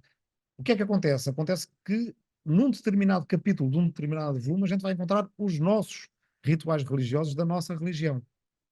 E pelo mero facto de eles estarem postos a par com o que os outros fazem, vai haver um efeito de uma certa normalização deles todos. Eles são mais ou menos diferentes e iguais em todo o lado, portanto são mais ou menos diferentes, mais ou menos indiferentes. Daqui o indiferentismo. E pronto, podíamos passar às próximas perguntas, ver que tempo é que temos. Contando com aqueles 10 minutos de tolerância do atraso, não é? Claro. Rui, eu tenho aqui uma pergunta do José Belo, que colocou no chat. Ele diz que atualmente todos podem argumentar de mil e uma maneiras: grafites, blogs, chats, comentários, artigos, e-mails, etc. Quem não sabe ler ou escrever é algo deficiente e muitos o fazem. Até que ponto é que isso é bom ou é mau? Sendo que a escrita raramente é claramente objetiva. Portanto, eu acho que a questão é toda a gente estar a pronunciar sobre uma mais variada forma. Qual é que é a tua opinião sobre isto? Essa pergunta está-me a obrigar a ir onde os historiadores muitas vezes não querem ir, não é? Já falámos disso ontem com a pergunta do Daniel Melo. Mas vejo que tem aí a mão da Maria também, então a Maria completa Sim, a pergunta dela e depois sim. perguntamos. Oi? Fala, micro? Não me conseguem ouvir? Agora sim. Já. Ok. Pronto, muito obrigada, Paulo. Foi mesmo interessante. E desde o início da aula que eu tenho assim uma pergunta errada e peço desculpa se for outra resposta muito simples ou não for muito a ver com o que nós estamos a falar neste momento dos livros, mas eu queria fazer desde o início, que é, sem ser o fato óbvio de nós termos a Inquisição em Portugal, este terremoto que nós tivemos impulsionou tanto ideais mais iluministas, depois até levaram à Revolução Francesa, como esteve a dizer, noutros países.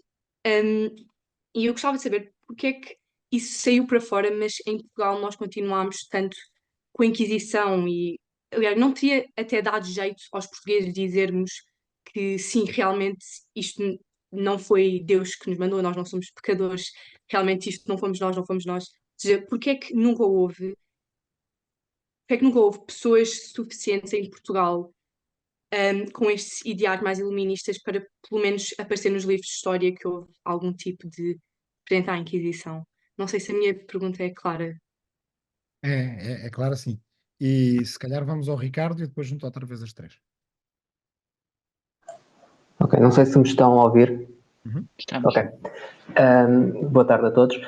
A minha questão vem um bocadinho na sequência da pergunta da Maria, que eu estava a pensar relativamente ao que falámos ontem, não sei se está relacionado, mas que a divisão da Europa entre a Europa protestante e a Europa católica fez com que a Europa protestante tivesse níveis de alfabetização mais cedo que a Europa católica. O que eu queria saber, e queria saber se teve alguma influência no iluminismo, foi se esta divisão de Europas, entre protestante e católica, gerou diferentes níveis de intensidade do iluminismo nos países protestantes face aos países católicos, e se, pelo facto de Portugal ser um país católico, não estando tão alfabetizado, o iluminismo não teve tanto impacto em Portugal.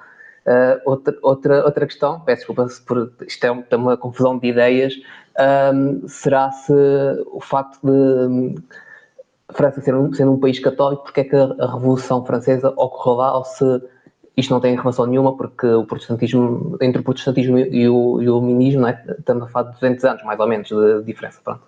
A questão, ou as questões são estas. Obrigado. Ok, então vou começar ao contrário, Ricardo, Maria e depois o Zé Maria Belo. Há uma grande discussão que deve haver seminários aí no mundo acerca disso, não é? Tipo um semestre inteiro só sobre isso, sobre se houve um iluminismo católico ou não houve um iluminismo católico. Com isso não se quer dizer iluminismo em países católicos. Claro que há autores que participam deste fermento de ideias dos filósofos, dos Voltaires, dos Rousseaus, daqueles que a gente em geral associa ao iluminismo, e esses autores podem estar em qualquer lugar do mundo, até nas Filipinas. Há num livro do Kwame Anthony Appiah, recente, a história de um africano chamado Amo Afer, do Ghana, que veio para a Alemanha e deu aulas de filosofia em universidades alemãs, ao mesmo tempo tocante, e depois voltou para o Ghana e foi filósofo académico na Alemanha, um homem da África subsaariana, negro, evidentemente, e que depois regressa ao Ghana, onde foi um homem sábio e conselheiro do rei. Portanto, até estas coisas às vezes baralham um bocadinho aqui os nossos referentes sobre o iluminismo. Mas quando se fala de iluminismo católico, é um iluminismo que é especificamente católico.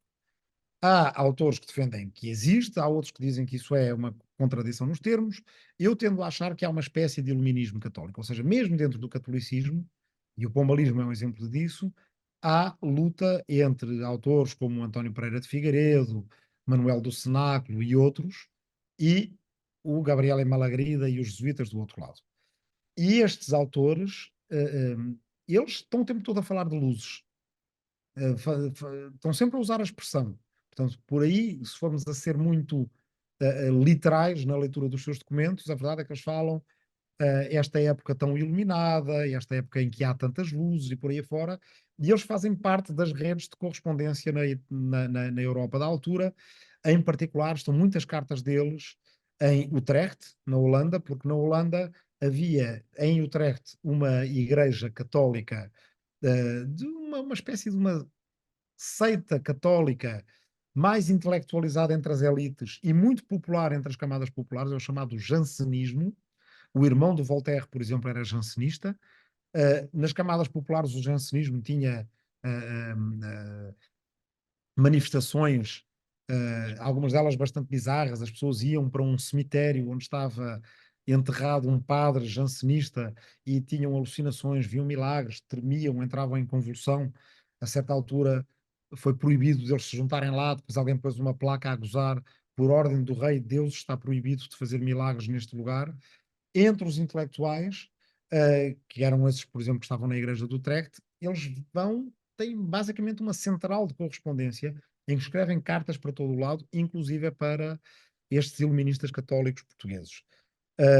Portanto, aí sim, há, do meu ponto de vista, claramente um iluminismo católico. Agora, porquê que a Revolução Francesa ocorre num país católico? Bem, quer dizer, como a gente viu, a França tinha um grande fermento cultural e social, com muitos livros proibidos de muitos lados. Não há uma única explicação para a Revolução Francesa, há explicações, são todas elas multifatoriais. Se quiserem, eu posso vir aqui um bocadinho de novo ao compartilhamento da tela para. Oi? Não. Aqui para vos mostrar o que é que foi sucedendo, assim muito, muito rapidamente.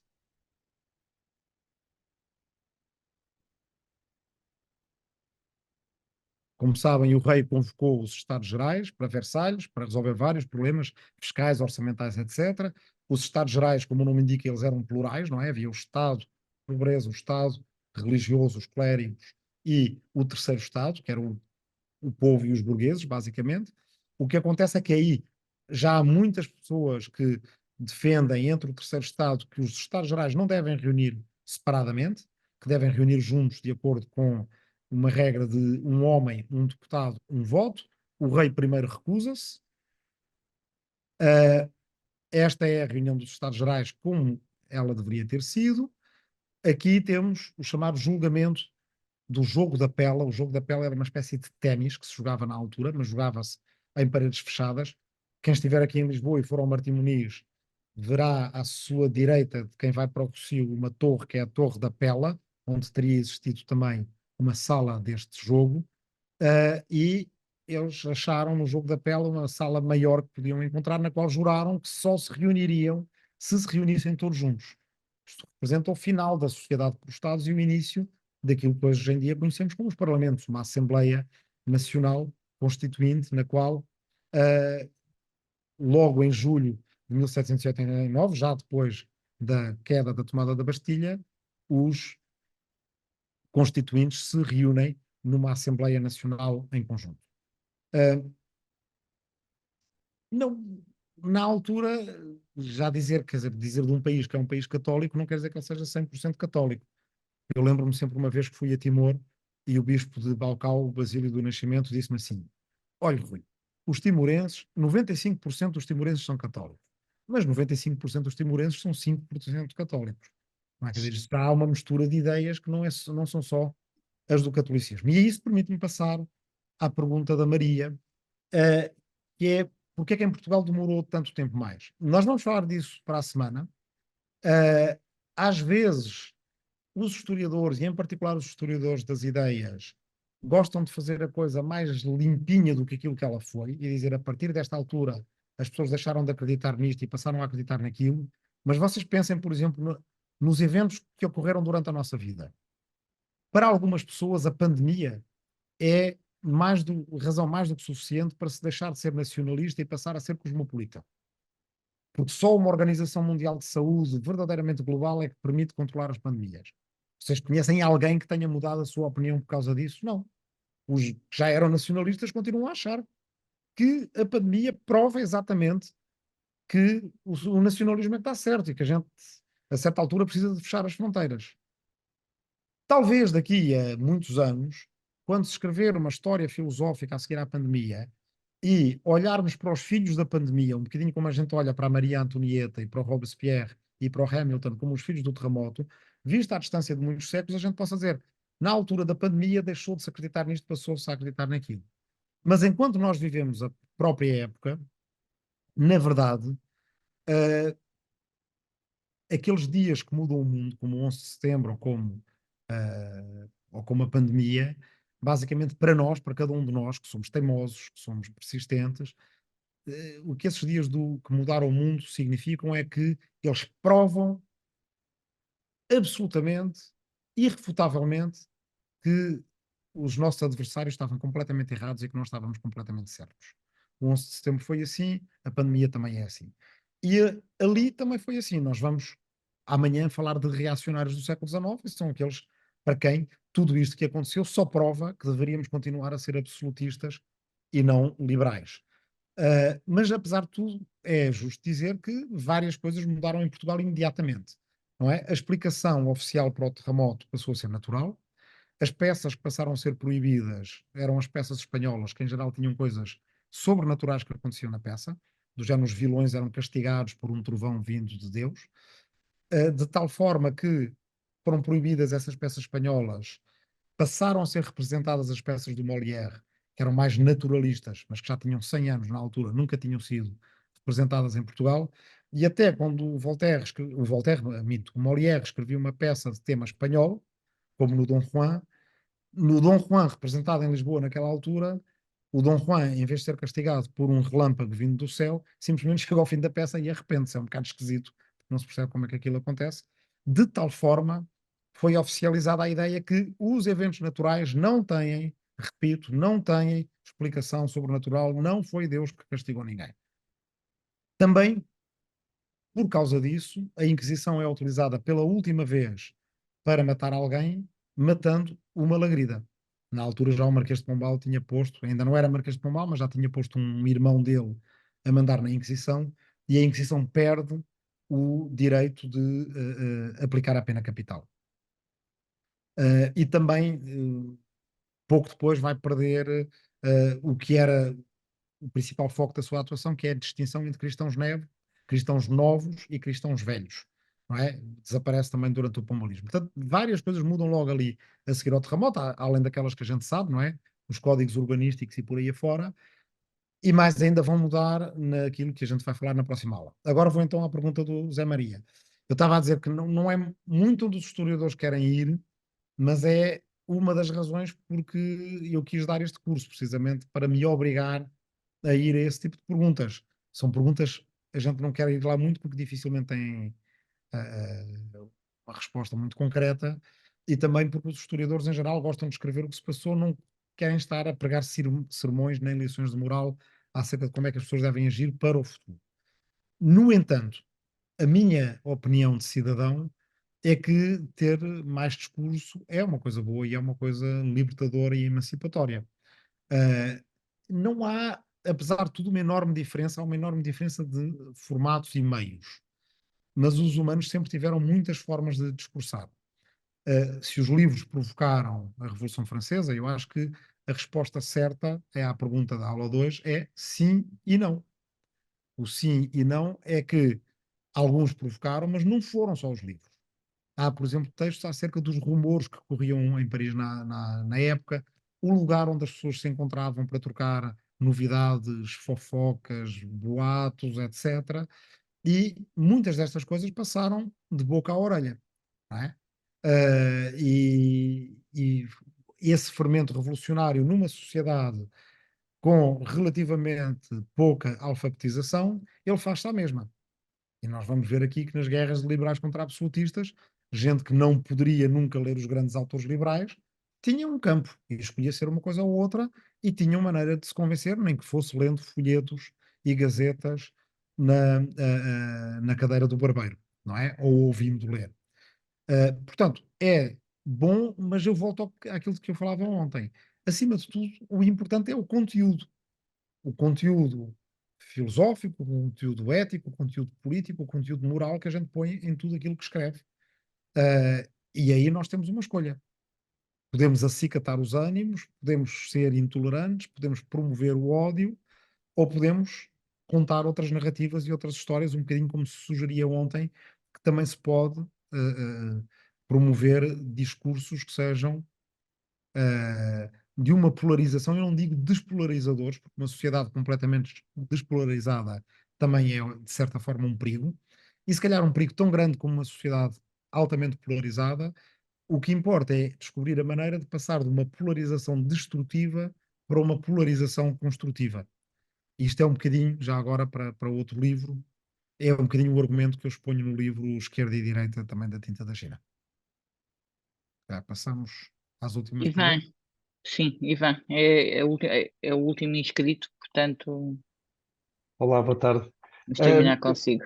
Olá, boa tarde. Eu estava aqui a pensar no tema do papel da natureza e sobre o seu papel preponderante face a Deus, ou se a sua existência e manifestação enquanto caixa de ressonância da vontade de Deus.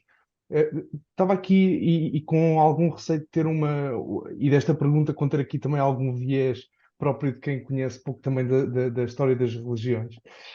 O facto de este debate, fruto de um desastre natural, ter sido feito na Europa, e, sobretudo, junto de uma sociedade católica ou a caminho do protestantismo, a minha questão é se. Qual é que é a principal diferença dos impactos ou da criação desta questão e depois dos impactos que daí foram causados, face, por exemplo, a outras culturas onde acredito que também os desastres naturais possam ter sido possam ter existido e possam ter tido um efeito de notoriedade e até de algum choque nessas culturas, nomeadamente, por exemplo, no Médio Oriente ou na China. E qual é que é a diferença lá está, do impacto que este tipo de desastres causou a nível filosófico e religioso e político. Ou seja, porque dá a sensação que na Europa e a partir do iluminismo, que correntes, por exemplo, ateístas crescem na sociedade europeia E a minha questão é se isso também aconteceu noutras sociedades, por exemplo, no Médio Oriente ou na China, e se não aconteceu, porquê? Bem, que eu saiba, eu vou responder a esta pergunta e fica gravado, porque depois podemos ir à pergunta do Rui, que não é para ficar gravada. Então respondo já a esta. Do Ivan. Que eu saiba, não há grandes estudos, pode haver documentação que eu não conheça, sobre os impactos culturais e filosóficos do grande terremoto de Lisboa em áreas culturais fora do contexto euro-americano, por assim dizer. A gente sabe que o impacto físico houve, não é? Porque o terremoto destruiu uma torre e fez, o terremoto foi, na verdade, entre o mundo cristão e o mundo muçulmano, se de facto o seu epicentro foi ali ao largo do Cabo de São Vicente, na falha de Górringa, portanto, entre o Algarve e Marrocos, ou entre o Algarve da Queimar e o Algarve da Alimar, como eles diriam. Um, Ele ficou mais conhecido pelo terremoto de Lisboa, porque Lisboa foi a cidade mais importante, que foi destruída, porque foi muito destruída, e porque foi a que mais impressionou toda a gente, era uma cidade rica, muito populosa e por aí afora. Mas o debate filosófico, ele foi feito aqui e queria já agora, para clarificar e ajudar a ser rigoroso, basicamente o debate não foi entre católicos e protestantes, mas foi entre religiosos, católicos e protestantes, e adeptos do deísmo. E o deísmo não é ateísmo, é outra coisa, é também a mesma uma crença, mas se quiserem uma crença não religiosa, não eclesial certamente, que existe um Deus, esse Deus pôs o universo em marcha, mas não se mete no dia a dia dos humanos. Ah, Católicos e protestantes escreveram sobre o terremoto dizendo que o terremoto era um castigo divino. No mesmo dia em que foi queimado o Malagrida, foi queimado o Cavaleiro de Oliveira, que era um português convertido ao protestantismo, que vivia em Inglaterra, e que também tinha dito que o terremoto era culpa dos lisboetas, não por serem pouco católicos, mas por serem demasiado católicos. Demasiadas crendices, demasiados santinhos, demasiadas imagens, tudo aquilo que aos protestantes repugna. E curiosamente, o que é muito giro é que o Cavaleiro de Oliveira foi queimado, mas foi queimado em efígie, porque ele estava em Inglaterra e, portanto, não lhe podiam deitar a mão. E o que fizeram foi queimar uma estátua dele. O que é curioso, pelo menos a dois níveis. Um, é porque ele próprio achava que os católicos acreditavam demasiado nas imagens. E as imagens não eram os santos e, portanto, não deviam adorar as imagens. Da mesma maneira, queimar uma imagem dele é uma coisa, só reforça a ideia de que ele tinha de que os católicos eram supersticiosos.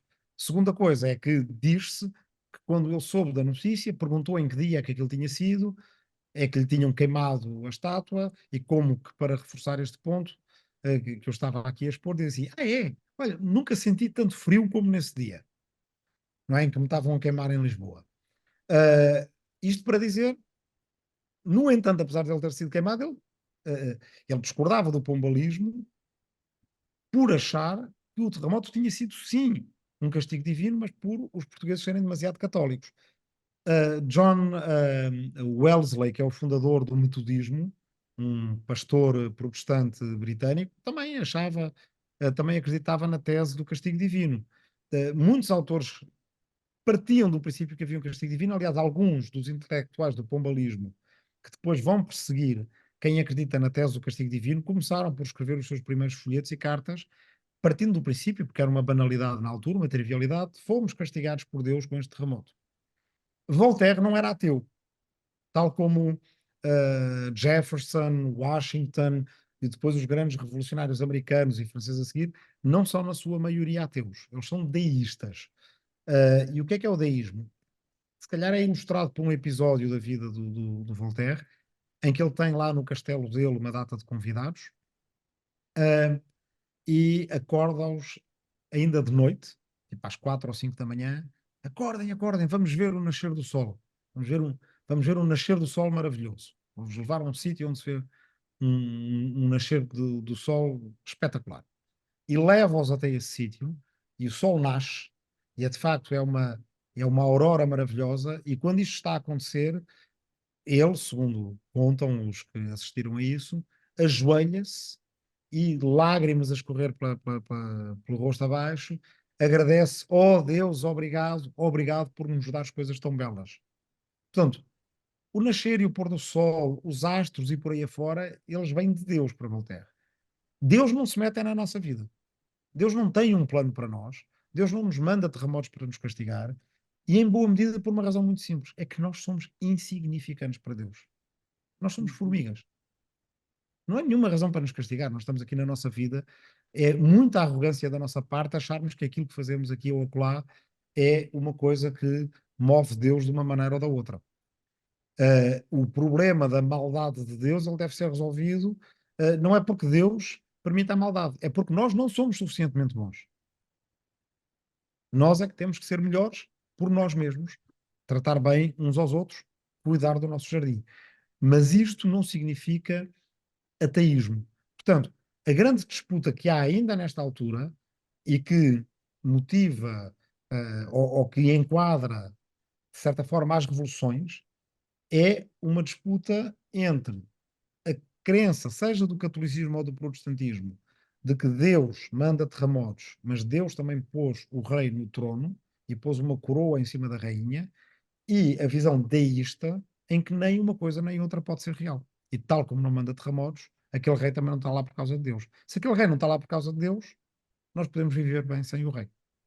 Mas desse ponto de vista, também, ou seja, também poderia a figura do rei enquanto chefe, ou seja, para chamar chefe da nação, poderia ser algo que poderia ter sido criado e não necessitar obrigatoriamente de intervenção, na medida em que já está o plano em marcha, não é? Ou seja, as coisas já estão a correr da mesma forma que existe a aurora e o pôr do sol, o rei nasce, morre e a linhagem segue a mesma, não é? E aí está uma razão para uma nova divisão, não é? Após a vitória do liberalismo, entre liberais radicais e liberais moderados, entre esquerda e direita, porque estes termos, entretanto, começam a surgir. Num dos termos, o rei não faz falta nenhuma, porque nós estamos sempre a ponto de reinventar a política. Se quisermos, reinventamos agora. Tiramos de lá aquele, pomos lá o outro, escrevemos uma nova Constituição. Para a direita, ou para os liberais moderados, ou para, em Portugal, os chamados cartistas, que não defendiam uma Constituição feita pelo povo, mas uma carta constitucional outorgada pelo rei, os reis estão ali, por alguma razão mesmo que a gente não acredite exatamente na graça divina, é uma ficção que é útil, mantém a estabilidade social, há uma boa razão para acreditarmos nessa tradição e para não procurarmos agora, de um momento para o outro, refazer completamente aquilo que nos foi legado. Mas a gente vai discutir mais acerca disso amanhã, é uma boa distinção entre liberais radicais e liberais moderados. Aqui os radicais em Portugal seriam os vintistas e depois os setembristas, e os moderados seriam os cartistas. Ambos se vão opor aos absolutistas, mas a partir do momento em que o liberalismo ganha, ambos se vão opor dentro do liberalismo. Então agora se calhar podemos parar de gravar. Obrigado, Rui. Pronto, se não se importa, eu não vou pegar na parte que é política, porque eu agradeço o reconhecimento e os comentários que faz, mesmo com as divergências e a distância que há sempre, mas eu tento mesmo, é difícil para mim, porque eu sou historiador a tempo inteiro, não é? Quer dizer, e a minha atividade cívico-política é uma coisa que eu faço agora muito intensamente, nesta fase da minha vida, mas daqui a uns tempos posso não fazer. E no passado não fiz. São mais as coisas que vêm da minha atividade como historiador para a minha atividade, para a minha ação cívico-política, do que o contrário. Então eu tento manter esta higiene, não é? E entre ambos os campos, precisamente por aquilo que também estava a dizer, que é para poder falar, faz parte daquilo que é a credibilidade do que eu estou a dizer, não é? As pessoas saberem que eu posso estar certo ou errado nas interpretações históricas que faço, mas procuro não poluí-las por opiniões que tenha acerca de brigas que seja preciso ganhar hoje. E neste curso isso é particularmente trabalhoso de fazer, porque o curso é acerca de guerras culturais, e aí saltando para também já e avançando na resposta, que são um tema muito quente, ou seja, há uma guerra cultural acerca das próprias guerras culturais, como nós vimos aqui um bocadinho ontem.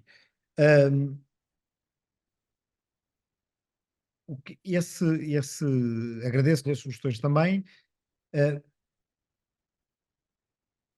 Essa intensidade do debate sobre guerras culturais faz, por exemplo, como eu mencionava ontem, que para certas pessoas o ideal fosse desvalorizá-las. Elas não são importantes, não é? Se calhar tanto o Rui, no seu campo político, como eu no meu, conhece gente que tem explicações de base principalmente economicista. Para elas esta coisa das identidades, esta coisa das narrativas, esta coisa dos valores, são uns descaminhos que as pessoas levam, quando na verdade as pessoas deviam agir como agentes racionais na economia ou deviam agir de acordo com os seus interesses de classe, e isso seria o suficiente para desvalorizar as guerras culturais e acantoná-las lá onde elas têm que ser acantonadas. E há outras pessoas, por exemplo, na esquerda, a luta entre a esquerda da luta de classe e a esquerda do imaginário e da identidade, na verdade é uma luta muito acirrada. Às vezes dá a sensação que no seu narcisismo das pequenas diferenças, essas duas esquerdas se detestam mais do que aquilo que detestam a direita, não é? Portanto, nós temos guerras culturais e depois temos uma guerra intelectual sobre as guerras culturais. E quando usamos o termo guerras culturais num curso como este, nós estamos evidentemente a incorrer num pecado dos historiadores, que é o pecado do anacronismo. Na verdade, no século XVI, como nós vimos ontem, nunca o Lutero, nem o Melanchthon, nem o Calvino, nem os contra-reformistas católicos alguma vez disseram isto é uma guerra cultural. Não, isto é a reforma. E depois mais à frente existe a reforma protestante. Nós somos os príncipes que protestam contra Roma, somos os protestantes. Somos a igreja reformada. E reformada não no sentido que a gente hoje em dia usa de reforma, que é uma coisa nova, é no sentido original do termo, que é uma igreja que foi reformada. Nós somos como a verdadeira igreja de Cristo do início dos tempos. Não é um bocadinho como a UDP, que no início era o PCP-R, entre parênteses, era o PCP refundado. Era o verdadeiro PCP e não este que anda aí que é falso. Não é? A Igreja Católica é uma falsa igreja. A nossa é a reformada. Portanto, não reformista, mas verdadeiramente reformada como era no início. Portanto, não diziam é uma guerra cultural. Nós olhando para o passado com os olhos do presente, é que achamos isto tem elementos de guerra cultural, pelo menos corresponde àqueles três critérios que eu aqui vos enunciei. E estes casos que a gente viu hoje, um caso Calas, não é que gera um grande escândalo, vende livros, toda a gente fala daquilo, não se fala de outra coisa a certa altura, o homem foi executado até à morte, matou o filho, não matou o filho, os protestantes têm lugar na nossa sociedade, não têm? Se a gente for ver bem, hoje em dia nós estamos a ter debates, não são iguais, evidentemente, mas muito parecidos sobre o lugar de outras comunidades, de outras religiões nas nossas sociedades, etc. Isto eu estou-me a aproximar da resposta à sua pergunta para dizer que, usando os mesmos três critérios, eu não acho que haja nenhuma razão para dizer que não há guerras culturais em todos os sítios onde há culturas. Se calhar podem ter diferenças locais, mas, por exemplo, no Agora, Agora e Mais Agora, no podcast e no livro, eu falo das diferenças entre um filósofo muçulmano como o Al-Farabi e um místico muçulmano como o Al-Ghazali, que debatem o papel da filosofia na sociedade muçulmana, e aquilo é uma guerra cultural. Ou mais ainda, se fôssemos falar da revolução cultural na China maoísta, até o nome tem. Não é? A razão porque eu falo principalmente destas europeias e ocidentais, Europa e Américas, incluindo a América Latina, é pela razão muito simples que são as que eu conheço melhor e são as línguas em que eu leio e posso chegar diretamente às fontes. Quem me dera ler chinês ou outra, ou árabe ou persa, e poder ler acerca das guerras culturais nesses países, mas será que a Primavera Árabe não é também uma guerra cultural? Será que não tem elementos de conflito de geração, de conflito de gerações, de conflito entre lugares de género, o papel da mulher, o papel do homem, o papel das famílias, da religião, etc. Eu acho que tem. Um antropólogo ou um sociólogo mais talentoso e dominando mais línguas do que eu, facilmente poderia fazer uma espécie de história global das guerras culturais, ou então tínhamos que ter uma equipa de especialistas, não dava para ser um sozinho, mas acho que seria perfeitamente possível. Mas só com estas, e a gente não vai tratar de todas, a gente não vai falar da televisão, a gente não vai falar do cinema. A gente saltou de ontem para hoje do século XVI para o século XVIII, deixou muito pelo caminho. e estamos com uma velocidade assim a mata-cavalo, já é difícil, imaginem ir para esse âmbito global todo. Impossível não seria. Obrigado, Rui. Não, Eu agradeço muito a participação de todos, agradeço ao Rui mais uma vez. Amanhã cá estamos, já estamos em cima, já estamos muito, muito para lá da hora. Portanto, amanhã cá estamos às 6h30 para falar do século XIX. exato. Muito obrigada. Amanhã.